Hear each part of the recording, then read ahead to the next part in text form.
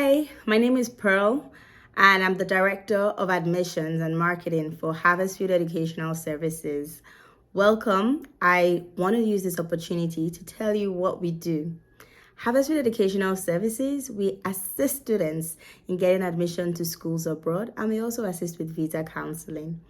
The main countries we work with are Canada, UK, USA, and Ireland.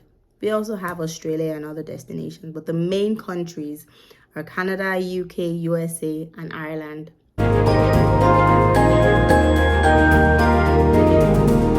So, with regards to cost of living and the average tuition cost, each of these countries it varies. So I'll start with Canada. In Canada, the tuition fee on average it ranges between about $11,000 to $12,000 to about $30,000, $40,000 and more. Cost of living, according to the website, it will say 10,000 Canadian dollars, but we usually recommend about 13,000, and this is going to cover your living expenses in terms of your accommodation, your feeding, your grocery, the cost of being able to take care of yourself separate from the tuition fee basically. And obviously this varies from province to province. So if you're in maybe Toronto, for example, the cost of living there will be slightly higher than someone living in Manitoba or Alberta. So, it's part of the information we'll give you if we're assisting. We would guide you on, these different options. Now, in terms of cost of living for the UK, in the UK, it varies and it depends on the city. Like if you're inside or outside London, the cost of living will vary. And I'll tell you specifically what the amounts are. The tuition fee on average, it ranges between like £10,000 to about 20-something thousand pounds. So, that's the average cost of the tuition fee. If you get some scholarship or the other, good, that may bring it down, but that's the average cost. And then, so for the UK, your living expenses, if you're living inside London, you should have about 12,006. We usually advise to have like an additional 500 or £1,000 on that. For outside of London, it's 9,207. As usual, we'll usually advise that you have about 500 or 1,000 more than that. So that's the cost of living for, the government specifies that that's what they want to see. And it's possible that it could be a bit less. It's possible that it could be a bit more, but that's what the government wants to see in terms of proof of living expenses funds or maintenance funds, as the UK calls it. And then for Ireland, the cost of living is roughly £10,000, but we would usually recommend if you can show more, then try to show, say, like 12,000 euros. For Ireland, the tuition fee ranges in and around like 12,000 euros to about 15,000 euros or more, depending on the program. Obviously, for medical schools, it can go up to like the high 30s and late 20,000s. But for tuition fee for regular universities, it's in and around, 12,000 euros and above. Living expenses is roughly 10,000. We'll definitely recommend showing 10,000 euros for the year. And when I say living expenses, I'm talking about the amount of money that you're able to show and have to take care of your expenses for 1 year. So if your program is more than 1 year, then it's good to have an idea of how you be able to get the funds for the subsequent years. Okay. And then the other country was the US. In the US, average cost of living per year is about 15,000. It could be less depending on the city, but on average, 15,000 is a safe number for proof of living expenses for the year. Tuition fee varies. So there's some schools that we have that can be about 10,000 US dollars, and it can go all the way up to about 50,000 US dollars per year. If you get scholarships, that's good. If you don't, just good to know, on average what your tuition fee would be.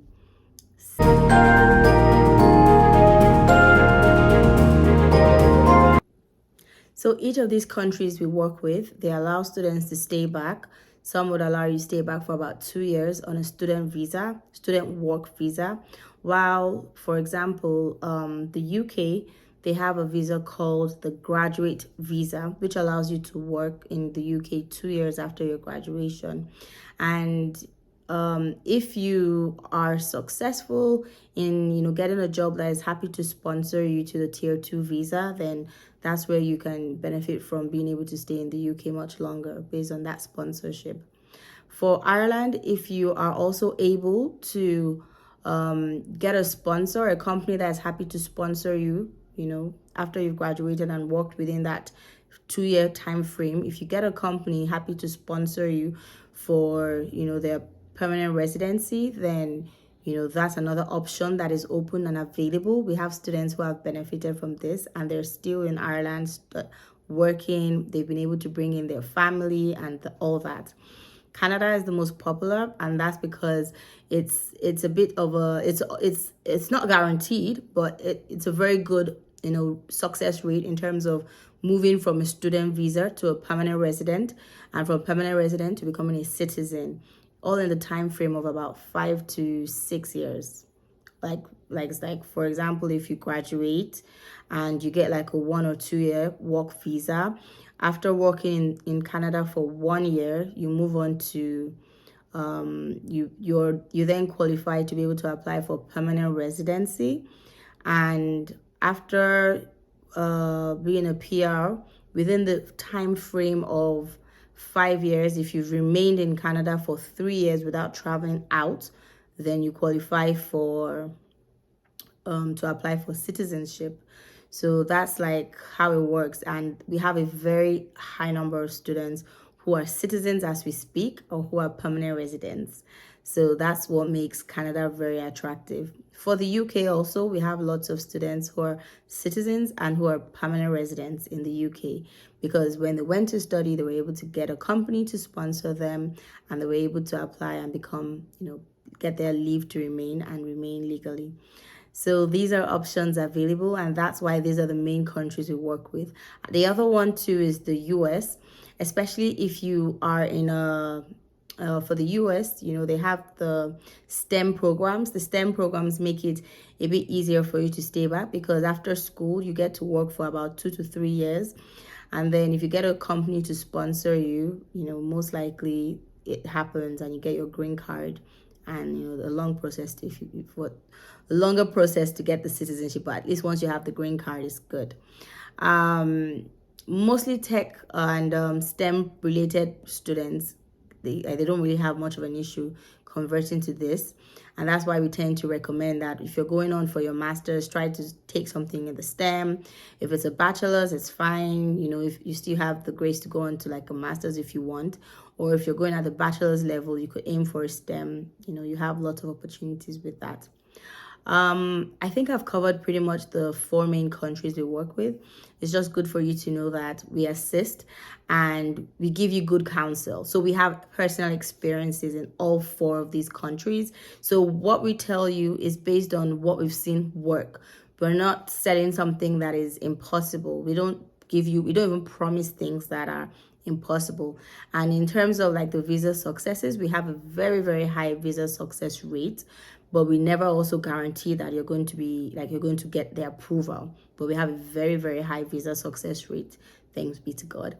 I know I didn't mention this earlier, so I'm confident to speak about Canadian immigration in terms of like how you can become a student and then become a permanent resident and become a citizen, because I am a regulated Canadian immigration consultant.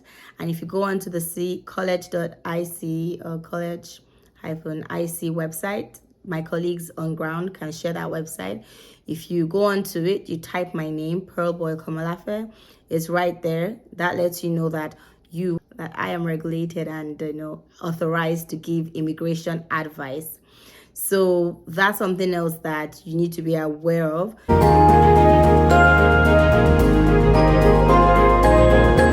able to talk about, the immigration aspect for Canada because I am a regulated Canadian immigration consultant. If you go onto the college-ic.ca website, if you type my name, Pearl Boyle Komolafe, you would see that my name is there and my license number, and that lets you know I'm authorized to give immigration advice and to confidently counsel you for your study permits and to go on to like permanent residency and citizenship when it's time.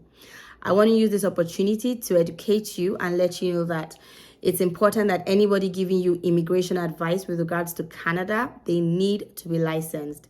If they're not licensed, if you go onto the college-ic.ca website, you type their name or their company name. If none of it brings up their identity, then you need to be careful. And if they're claiming to be a company that is on there, click on the social media of the page, company's page or the website to be sure that the person you are seeing there is the same person you are talking to. There's a lot of scams going on right now, and it's important that you arm yourself with information.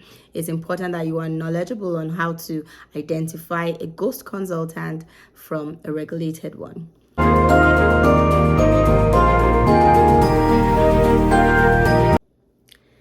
I believe my colleagues on ground will give their business cards for Harvestfield Educational Services. And for those interested in immigration that are serious, may be able to get a card, which just gives an information of where to book a consultation. Now, if you want to reach us after today, the WhatsApp number to send a message to is +234 802 323 8953. Our email addresses are harvestfieldedu@yahoo.com, and our social media handles are at harvestfieldedu. That's for the study abroad page, and at Enter Canada for the immigration page. We look forward to being able to assist you, and we hope you find this event very informative. And even if your friends or family that would have loved to come for the event aren't able to, we have an office here in Lagos, and the address is number 65 Ajiron Road, Agungi Bus Stop, Lekki, Lagos. That is our head office. That's our permanent office. That is our forever office. So trust us when we say that that is our office and it doesn't change. That's where you can reach us physically if you want to come into the office. And if you have friends and family that might have missed out on today's event, they can pop in and we're happy to assist. I hope that I've been able to give you a good enough idea of what you're here for. And I hope you find the event very, very informative. Take care. Thanks so much. Pearl, welcome, Alafe, BK, Ohiani. Take care.